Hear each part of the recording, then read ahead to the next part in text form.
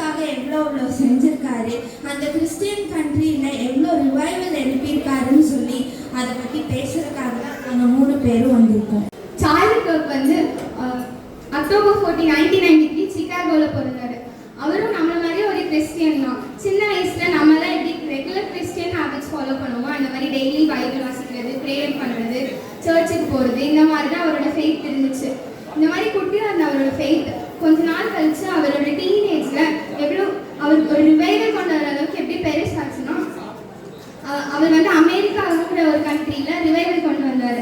அது எப்படின்னா, அமெரிக்காங்கிறது ஒரு பெரிய கிறிஸ்டியன் கண்ட்ரி. ஆனால் இப்போ கரண்ட் டைம்ஸில் அது வந்துட்டு நம்ம தப்புன்னு பைபிள் பிரகாரமாக தப்புன்னு சொல்கிற நிறைய விஷயம் வந்துட்டு அவங்க வந்துட்டு கரெக்டுன்னு சொல்லி நார்மலைஸ் பண்ணாங்க.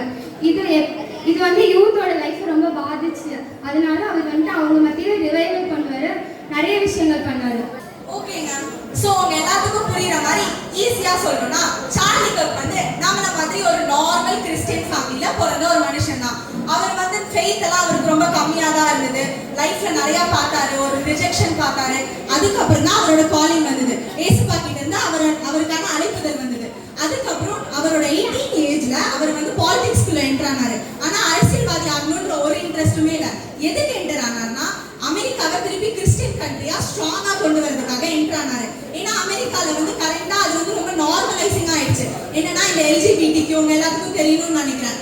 பெண்ணும் கல்யாணம் பண்றது, ஆணும் கல்யாணம் பண்றது, இதெல்லாம் ரொம்ப ஓகே, லீகல், இதெல்லாம் நார்மல்னு கொண்டு வந்துட்டாங்க. ஸோ நம்ம கிறிஸ்டியன் படி பைபிள் படி இதெல்லாம் தப்பு இல்லை. அதனால அமெரிக்காவை திருப்பி கிரேட் ஆகுறதுக்காக சார்லி கர்க் வந்து ட்ரம்போட பார்ட்டியில ஜாயின் பண்ணாரு. டொனால்ட் ட்ரம்ப் பார்ட்டியில அவங்களோட கேம்பெயினோட டேக் லைனே வந்து to make America great again. அதாவது நம்மளோட கிறிஸ்தவ மாரல்ஸ் ரூல்ஸ் எல்லாத்தையும் ஸ்ட்ராங்கா ஒரு ஸ்டாம்ப் மாதிரி அங்க நிறுத்தி பண்றதுக்காக அவர் வந்து ஜாயின் பண்ணாரு. அவர் வந்து அவரோட மெயின் கேம்பெயின் ஐடியா என்னன்னா காலேஜ் டிபேட்ஸ். இதுல தான் அவர் ரொம்ப ஃபேமஸ் ஆயிருப்பாரு. நீங்க பார்த்திருப்பீங்க யூடியூப்ல எல்லாம் அவரோட நிறைய ஷார்ட்ஸ்லாம் ரொம்ப ஃபேமஸ். என்னன்னா ஒவ்வொரு காலேஜா போவாரு. எங்களை மாதிரி இருக்க யங்ஸ்டர்ஸ் மத்தியில போய் கிறிஸ்டியன் வேல்யூஸ் சொல்லுவாரு. அங்க வந்து ஃபுல்லா கிரவுட் இருக்கும். இந்த கிரவுட் மத்தியில வந்து இது எல்லாமே ஓகே, இந்த எல்ஜிபிடிக்கு ஓகே, அபார்ஷன் வந்து நாங்க பண்ணுவோம், அது எங்களோட பாடி எங்களோட வில் அப்படின்னு சொல்ற இந்த கூட்டத்து மத்தியில அவர் வந்து இதெல்லாம் தப்பு, பைபிள் இதெல்லாம் பண்ணக்கூடாதுன்னு போட்டிருக்கு, கிறிஸ்டியன் வேல்யூஸ் படி நம்ம வாழணும்னு அவர் வந்து ஃபோர்ஸ் பண்ண மாட்டாரு. ஆனா அவரோட ஒப்பீனியனை அந்த இடத்துல வைப்பாரு. அவர் வைக்கிற அந்த விதத்துல நிறைய பேர் ரட்சிக்கப்பட்டிருக்காங்க. ஒரு கான்சர்வேட்டிவ் கிறிஸ்டியன் மேனா அவரை எக்ஸாம்பிளா எடுத்தாங்க. கான்சர்வேட்டிவ் கிறிஸ்டியன் மேனா பைபிள் படி அப்படியே நம்ம எல்லாரும் நீதிமான்களா நடக்க முடியாது. ஆனா he tried his level best. அவரோட பெஸ்ட் லெவலை கொடுத்து ட்ரை பண்ணாரு. கரெக்டான வழியில நடக்கிறதுக்கு யங்ஸ்டர்ஸ்க்கு சொல்லி கொடுத்தாரு. எப்படி நடக்கணும், எப்படி மற்றவங்களை ட்ரீட் பண்ணணும், எது பண்ணக்கூடாது, எது பண்ணலான்னு டிபேட் பண்ணாரு. அங்க இருந்து வர ஒவ்வொரு கமெண்ட்டுக்கும் சலிக்காம பதில் சொல்வாரு. ஆனா அவரோட பதில் எல்லாமே ஒரே ஒருத்தரை நம்பி மட்டும் தான் இருந்தது, அது ஏசப்பா. அவருக்கு ஏசப்பா மேல இந்த ஃபெய்த் நம்பி மட்டும்தான் அவரோட ஒவ்வொரு பதிலும் சொன்னாரு. அவருக்கு வந்து நிறைய கொலை மிரட்டல் கூட வந்திருக்கு அந்த மாதிரி காலேஜ் டிபேட்ல. என் வயசுல இருக்க ஒரு பொண்ணு சார்லி கர்க் பத்தி நான் அவனை கொன்றுவேன்னு சொன்னா அவருக்கு எப்படி இருக்கும்? இதுக்கும் அவருக்கு வந்து 2 குட்டி குழந்தைங்க இருக்காங்க, ஒரு அழகான ஃபேமிலி இருக்கு அவருக்கு.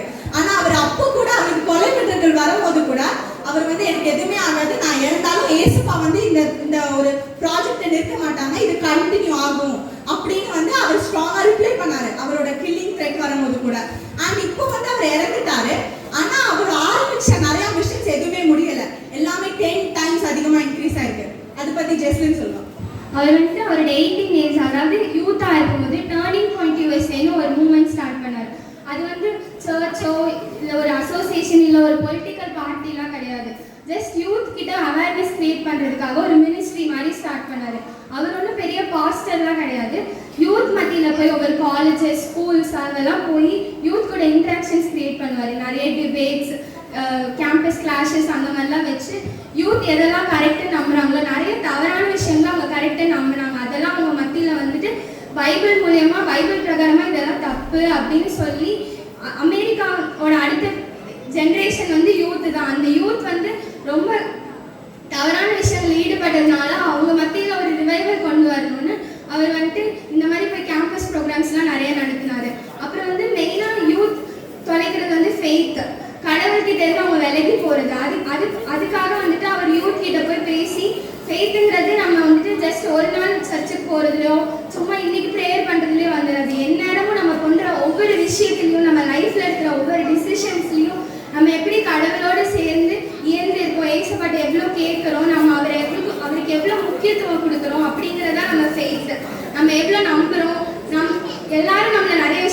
தப்புன்னு சொல்லலாம். ஆனால் ஏசப்பா வந்து நமக்கு கரெக்டுன்னு சொல்லுவாங்க. அந்த மூலமாக வந்துட்டு அந்த டிசிஷன்ஸை நம்ம எடுக்கிறோம். அதுக்கு வந்து ஒரே இது வந்துட்டு ஃபெய்த் மட்டும்தான். ஸோ இது மூலயமா யங்ஸ்டர்ஸ் மத்தியில் நிறைய ஸ்ட்ரெஸ், அவங்க எப்படி ரிலேஷன்ஷிப்ஸ் மெயின்டைன் பண்ணணும், இதெல்லாம் மற்றவங்க கூட எப்படி பழகணும், அவங்க வாழ்க்கையை எப்படி நடத்தணும், அப்புறம் நிறைய யூத் மத்தியில் நான் யார், நான் என்ன பண்ணுறேன் அப்படிங்கிறது ஒரு ஐடென்டிட்டி கிளாரிட்டியே இருக்காது அவங்க வாழ்க்கையை பற்றி.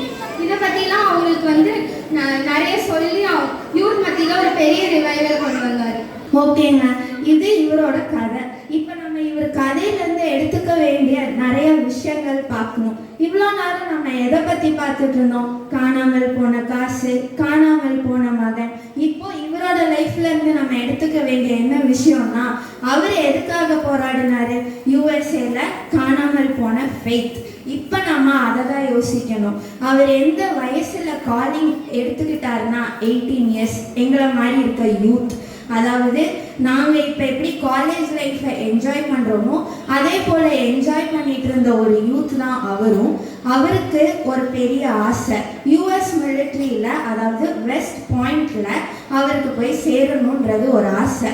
ஆனால் அவருக்கு அது நடக்கலை. அப்போ அவர் எங்களை மாதிரி, இப்போ எங்களுக்கு எப்படி சிலது நடக்கலைன்னா நாங்கள் உடஞ்சி போய் ஃபெய்த்தை லூஸ் பண்ணி ஹோப்பே இல்லாமல் இருப்போமோ, அதே போல தான் உடஞ்சி போனவர் சார்லி கர்க். அவர் உடஞ்சி போனப்போ தான் வந்தது அந்த காலிங். அந்த காலிங்கில் அவர் யோசிக்கிறாரு, எத்தனையோ பேர் நம்மளை மாதிரி யூத் நிறைய ஃபெய்த் லூஸ் பண்ணி எல்லா விஷயங்களையும் நார்மலைஸ் பண்ணி இந்த ஜென்ரேஷனில் எடுத்துகிட்டு போயிட்டு இருக்காங்க. அவங்க கிட்ட இந்த கிறிஸ்டியன் வேல்யூஸையும் மாரல்ஸையும் கொண்டு போய் சேர்க்கறதுக்காக கொண்டு வரப்பட்டது தான் டேர்னிங் பாயிண்ட் யூஎஸ்ஏ. அதுக்கப்புறமும் அவர் நிறைய பொலிட்டிக்கல் ஈவெண்ட்ஸில் கலந்துக்கிட்டாரு. அவரோட ஆசை என்னன்னா, பொலிட்டிக்கலில் போய் ஒரு பெரிய பிரசிடெண்ட்டோ இல்லை ஒரு அந்த அமெரிக்கனில் இருக்க ஒரு பெரிய ஆப்பர்ச்சுனிட்டி உள்ள பிளேஸோ அவர் எதுவுமே எதிர்பார்க்கல. அவர் கிடைச்ச எல்லா இடத்துலையுமே நம்ம ஜீசஸை எப்படி பிளேஸ் பண்ணணும், அந்த யூத்துக்குள்ளே எப்படி ஃபெய்த்தை கொண்டு வரணுன்றதை மட்டும்தான் அவர் ப்ரையாரிட்டைஸ் பண்ணி அங்கே இருந்த டொனால்ட் ட்ரம்ப் ஆக்டிவிட்டிஸ் ஆகட்டும், இல்லை எல்ஜிபிடிக்யூக்கு அகெயின்ஸ்டாக பேசுகிறதாகட்டும், எல்லாமே கொண்டு வந்து பேசிகிட்டு இருந்தார்.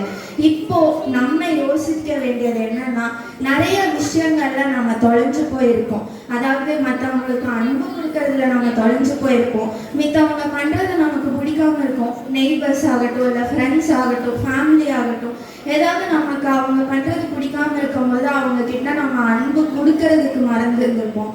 இல்லைன்னா நிறைய சிச்சுவேஷனில் நம்ம நினச்சது கிடைக்காம, இல்லை நம்ம பிளான் பண்ண விஷயங்கள் நம்ம கிட்ட வராமல் ரொம்ப தூரம் நம்ம கடவுள்கிட்ட இருந்து போயிருந்துருப்போம். ஏன் எனக்கு மட்டும், ஏன் எனக்கு எதுவும் கிடைக்க மாட்டேங்குது, ஏன் நான் மட்டும்தான் இதை ஃபேஸ் பண்ணணுமா, என் பக்கத்தில் இருக்கவங்க ரொம்ப ஹாப்பியாக இருக்காங்களேன்னு சொல்லி அதில் நம்ம ஃபெய்த்தை யூஸ் பண்ணி ரொம்ப தூரம் போயிருந்துருப்போம்.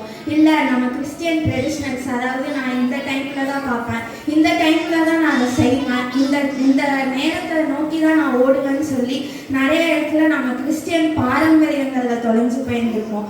இப்போ நம்ம இதுலேருந்து என்ன கொண்டு போக போகிறோம்னா, நம்ம எதில் தொலைஞ்சு போயிருக்கோம், அதை நம்ம யோசித்து நம்ம லைஃப்பில் அதை இம்ப்ரூவ் பண்ணுறதுக்காக தான் இவ்வளோ நாங்கள் கொண்டு வந்திருக்கோம்.